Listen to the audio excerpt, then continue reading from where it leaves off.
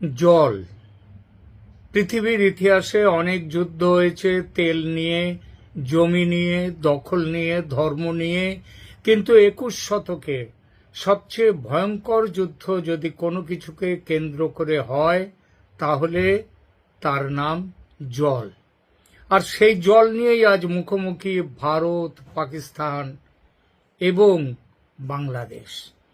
একদিকে ভারত বলছে সিন্ধুর জল আর আগের মতো পাকিস্তানের দিকে বয়ে যাবে না, অন্যদিকে পাকিস্তানের সেনা প্রধান আসিম মুনির হুমকি দিচ্ছেন ভারত যদি বাঁধ তৈরি করে আমরা 10টা মিসাইল দিয়ে উড়িয়ে দেব, আর পাকিস্তান যদি ডুবে যায় অর্ধেক পৃথিবীকে সঙ্গে নিয়ে ডুববে। এমন বক্তব্য বিভিন্ন সংবাদ মাধ্যমে প্রকাশিত হয়েছে এবং প্রশ্ন হচ্ছে তাহলে এতটা উত্তেজনা কেন? আর এই ঘটনার সঙ্গে বাংলাদেশের তিস্তার বা কি সম্পর্ক? শুধু তো তিস্তা নয়, সঙ্গে আছে গঙ্গাও, গঙ্গা পদ্মা। সিন্ধুর ইতিহাসটা কি? 1960 সালে বিশ্ব ব্যাংকের মধ্যস্থতায় স্বাক্ষরিত হয় ভারত ও পাকিস্তানের মধ্যে একটি চুক্তি, তার নাম ইন্ডাস ওয়াটার ট্রিটি। এই চুক্তি অনুযায়ী পূব দিকের 3 নদী ভারতের, পশ্চিমের 3 নদী সিন্ধু, ঝিলম ও চেনাব, এই 3টে থাকবে মূলত পাকিস্তানের ব্যবহারের জন্য। প্রায় 65 বছর ধরে এই চুক্তি ভারত পাকিস্তানের সবচেয়ে সফল আন্তর্জাতিক চুক্তি হিসেবে পরিচিত ছিল। বারবার যুদ্ধ হয়েছে, কার্গিল হয়েছে, 26/11 হয়েছে, তবুও এই চুক্তি কিন্তু ভেঙে যায়নি, টিকে ছিল। কিন্তু পহেলগাঁও হামলার পর ভারত এই চুক্তিকে কার্যত স্থগিত রাখার সিদ্ধান্ত নিয়েছে। কেন ভয় পাচ্ছে পাকিস্তান? অনেকে ভাবছেন ভারতকে আগামীকাল থেকে সিন্ধুর জল বন্ধ করে দিতে পারবে। উত্তর না, কারণ ভারত চাইলেও বন্ধ করতে পারবে না, কারণ প্রয়োজনীয় জলাধার ও সংরক্ষণ অবকাঠামো কিংবা পরিকাঠামো এখনো সম্পূর্ণ তৈরি হয়নি। কিন্তু ভারত যদি আগামী কয়েক বছরে বড় জলাধার, ব্যারেজ ও সংরক্ষণ প্রকল্প তৈরি করে তাহলে শুষ্ক মৌসুমে জল ও প্রবাহ নিয়ন্ত্রণের ক্ষমতা ভারতের অনেকটাই বাড়বে, আর এটাই পাকিস্তানের সবচেয়ে বড় উদ্বেগ। এখন কি আছে তাহলে সিন্ধুতে? সেখানে ভারত প্রয়োজনের সময় নিজের যেটা জমিয়ে রাখা জলের যে জলাধার আছে সেখানে জল জমিয়ে রাখছে, অর্থাৎ শুকনো মৌসুমে এখনও সেখানে তারা জল ছাড়ছে না, আর বর্ষার মৌসুমে সেখানটাতে জলটা আরও ব্যাপকভাবে চলে যাবে, পাকিস্তানের ভেতরে বন্যা হবে। এবং সবথেকে বড় কথা হচ্ছে যে পাকিস্তানের কাছে ভারত যে সিদ্ধান্ত নিয়েছে সে সিদ্ধান্ত হচ্ছে জল কখন কার কি গতি হবে, কখন ছাড়বে, কখন ধরে রাখবে, এই সম্পর্কে আগে যে পাকিস্তানকে যে খবরটা দেয়া হতো, তথ্য দেয়া হতো, সেটা একেবারে বন্ধ করে দিয়েছে। ফলে পাকিস্তান বিপদে পড়েছে। এই প্রেক্ষাপটেই কদিন আগে যুক্তরাষ্ট্রের টাম্পা, সেখানে পাকিস্তানি প্রবাসীদের এক অনুষ্ঠানে আসিম মুনির অত্যন্ত আক্রমণাত্মক ভাষায় বলেন, if we think we are going down will take half the world down with আস।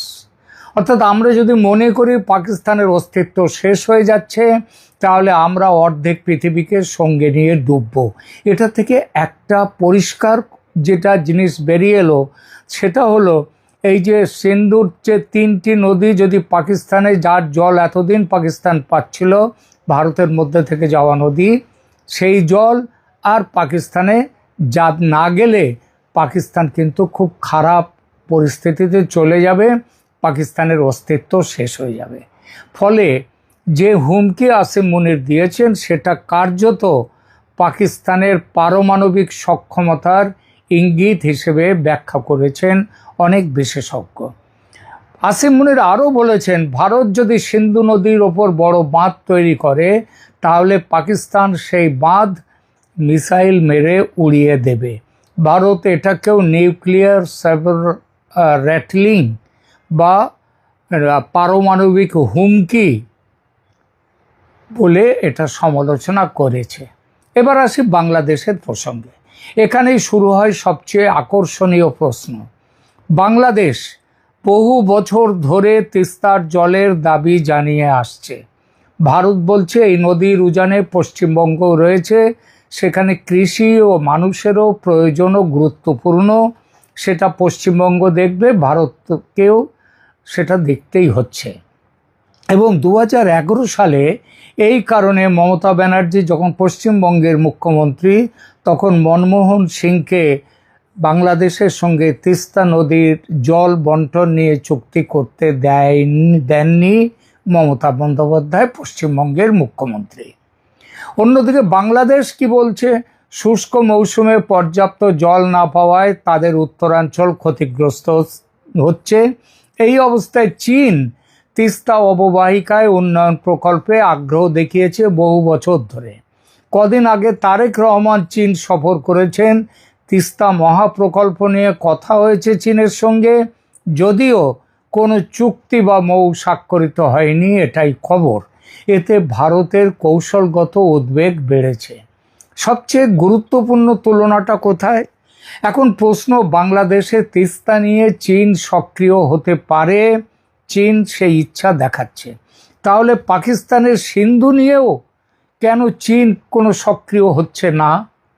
উত্তরটা এত সহজ নয়, কারণ দুদেশেই উজানের নদী হচ্ছে ভারত, এবং ভাটিতে আছে পাকিস্তান, আবার ভাটিতে আছে বাংলাদেশ। তাহলে বাংলাদেশের ক্ষেত্রে যদি চীন সক্রিয় হয়, তাহলে পাকিস্তানের ক্ষেত্রে চীন কেন সক্রিয় হচ্ছে না? এর উত্তর হচ্ছে, কারণ বাংলাদেশে চীন অবকাঠামো ও পরিকাঠামো বিনিয়োগের মাধ্যমে তার প্রভাব বাড়াতে চায়। কিন্তু পাকিস্তানে চীন ইতিমধ্যেই সিপিইসির মাধ্যমে, চায়না পাকিস্তান ইকোনমিক করিডর, তার মাধ্যমে বিপুল কৌশলগত উপস্থিতি গড়ে তুলেছে। অর্থাৎ সেখানে নতুন করে প্রবেশ করার দরকার চীনের নেই, বাংলাদেশে যেটা আছে। বাংলাদেশে চীনের প্রতিদ্বন্দ্বিতা ভারতীয় বিনিয়োগের সঙ্গে, কিন্তু পাকিস্তানের পরিকাঠামো উন্নতিতে ভারতের উপস্থিতি নেই। চীনের একচ্ছত্র রাজত্ব সেখানে।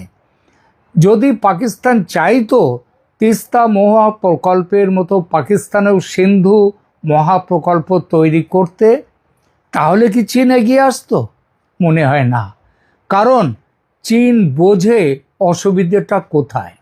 সিন্ধুর উজান ভারতে, ভাটিতে বাঁধ তৈরি করে লাভ হবে না পাকিস্তানের। এই জন্যেই সিন্ধুতে চীনকে দিয়ে পাকিস্তান কোনো প্রকল্প তৈরি করতে যায়নি। একই সমস্যা কিন্তু তিস্তার ক্ষেত্রেও। আর হয়তো এটা বুঝেই তিস্তা প্রকল্প নিয়ে এবার কোনো মৌ হয়নি বাংলাদেশ ও চীনের মধ্যে। আর দ্বিতীয় আরেকটা বিষয় আছে, সিন্ধু হচ্ছে আন্তর্জাতিক চুক্তির অধীনে অত্যন্ত স্পর্শকাতর একটি নদী। 5টি নদী, তার মধ্যে 3টি পাকিস্তানের জন্য ভারত বরাদ্দ করে রেখেছিল। ভারত পাকিস্তানের সরাসরি বিরোধের মধ্যে প্রকাশ্যে এমন প্রকল্পে জড়ানো চীনের জন্য হয়তো কূটনৈতিকভাবে সংবেদনশীল হতে পারে।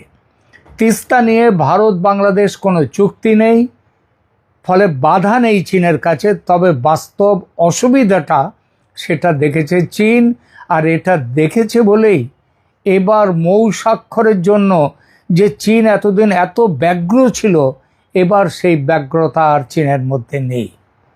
তিস্তা বনাম সিন্ধু এর একটা বড় পার্থক্য কি? তিস্তা নিয়ে বিরোধ ভারত ও বাংলাদেশের মধ্যে। দুই দেশের কূটনৈতিক সম্পর্ক এখন একেবারে বন্ধ না হলেও আদৌ মধুর নয়। কিন্তু সিন্ধুর ক্ষেত্রে ভারত ও পাকিস্তানের সম্পর্ক বিষাক্ত। কয়েকবার যুদ্ধ হয়েছে দুই দেশের মধ্যে, দুই দেশই পারমাণবিক শক্তিধর। সাম্প্রতিক বছরগুলোতে সম্পর্ক আরও অবনতি হয়েছে। তাই সিন্ধু কেবল জল নয়, জাতীয় নিরাপত্তার প্রশ্ন। এই পরিপ্রেক্ষিতে ভারতের বর্তমান কৌশল দেখে মনে হচ্ছে ভারত বাংলাদেশের সাথে সরাসরি যুদ্ধে যাবে না, সরাসরি যুদ্ধ করবেও না। ভারত বাংলাদেশে করবে কখন? যদি দেখা যায় বাংলাদেশের তরফ থেকে ভারতে সন্ত্রাসবাদী কাজকর্ম তৈরি হয়, ভারত যদি বোঝে তার নিজের সার্বভৌমত্বের জন্য বাংলাদেশ একটা ঝুঁকি তৈরি করছে, তাহলে যুদ্ধে জড়িয়ে পড়বে ভারত, তার আগে নয়। যতদিন না যুদ্ধ হয় ততদিন জল, বাণিজ্য, কূটনীতি, অবকাঠামো, পরিকাঠামো, এই অবকাঠামো আর পরিকাঠামো এই দুটো শব্দ নিয়ে খুব সমস্যা আছে। অনেকেই ভাবেন যে শব্দ দুটো বোধহয় এক, আসলে তা নয়। কিন্তু হ্যাঁ, অনেকটাই এক, কিন্তু এর মধ্যে ফারাক আছে। অবকাঠামো হলো সেটা যে ইনফ্রাস্ট্রাকচার, যেটা দৃশ্যমান নয়, অর্থাৎ যেটা অন্তর্নিহিতভাবে তৈরি হয়, সেটা হচ্ছে অবকাঠামো। আর পরিকাঠামো হচ্ছে ইনফ্রাস্ট্রাকচারের যে অংশটা দৃশ্যমান, বাঁধ তৈরি করা, নদী তৈরি করা, সেতু তৈরি করা, এগুলো পরিকাঠামো।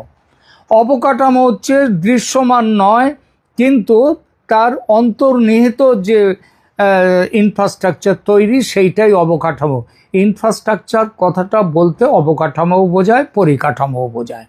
সব কিছুকে একসঙ্গে ব্যবহার করে পাকিস্তানের ওপর চাপ তৈরি করা, আবার বাংলাদেশের ওপরেও চাপ তৈরি করা, অর্থাৎ ওয়াটার অ্যাজ স্ট্র্যাটেজিক লিভারেজ। এই একইভাবে পাকিস্তান ও বাংলাদেশ দুটো দেশকেই ডিল করছে ভারত। শেষ কথা তাহলে কি, দক্ষিণ এশিয়ার ভবিষ্যৎ হয়তো আর শুধু সীমান্ত দিয়ে নির্ধারিত হবে না, নির্ধারিত হবে নদী দিয়ে। তিস্তা, সিন্ধু, ব্রহ্মপুত্র, গঙ্গা, যে দেশ উজানে তার হাতে থাকে ভাটির দেশের ভবিষ্যতের একটা বড় অংশ। কিন্তু জলকে যদি অস্ত্র বানানো হয়, তার মূল্য শুধু একটি দেশ নয়, পুরো অঞ্চলকেই দিতে হবে। সুতরাং আজকের সবচেয়ে বড় প্রশ্ন, দক্ষিণ এশিয়া কি জল ভাগাভাগির নতুন সমাধান খুঁজবে, নাকি আগামী দিনের সংঘাতের নাম হবে জল যুদ্ধ? বাংলাদেশের ক্ষেত্রে, পাকিস্তানের ক্ষেত্রে জানেনই সব, সেখানে সিন্ধু নদী, সিন্ধুর সাথে 3টি নদী নিয়ে জলযুদ্ধ শুরু হয়েছে। সেটা শুরু হয়ে গেছে পাকিস্তানের সাথে যুদ্ধ, জল যুদ্ধ, সীমান্ত যুদ্ধ সর্বাঙ্গীন যুদ্ধে পরিণত হয়েছে, সেখানে যুদ্ধ শুরু। আর বাংলাদেশের ক্ষেত্রে কিন্তু বারুদের স্তূপ জমছে, বারুদ জমছে। গঙ্গা চুক্তি এবছরই শেষ হচ্ছে, তিস্তা চুক্তি হলো না, এবং চীন মহাপ্রকল্প তৈরি করতে, মৌ করতে গিয়েও পিছিয়ে এসছে।